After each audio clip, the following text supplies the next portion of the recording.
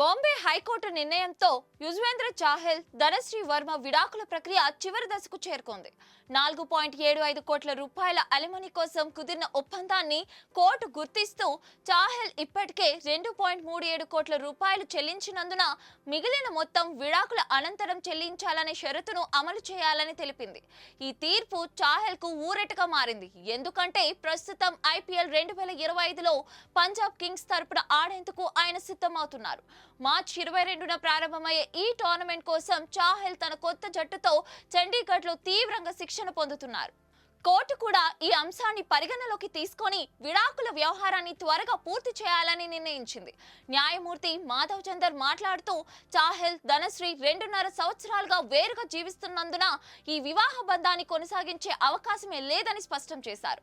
అటు సోషల్ మీడియాలో ఇద్దరు ఒకరికొకరు దూరంగా ఉండడంతో వారి మధ్య విభేదాలు ఉన్నాయనే ప్రచారం ఊపందుకుంది. అయితే ధనశ్రీ భారీ మొత్తంలో 60 కోట్ల రూపాయలు అలిమనీ డిమాండ్ చేసిందని వచ్చిన వార్తలను ఆమె కుటుంబం పూర్తిగా ఖండించింది.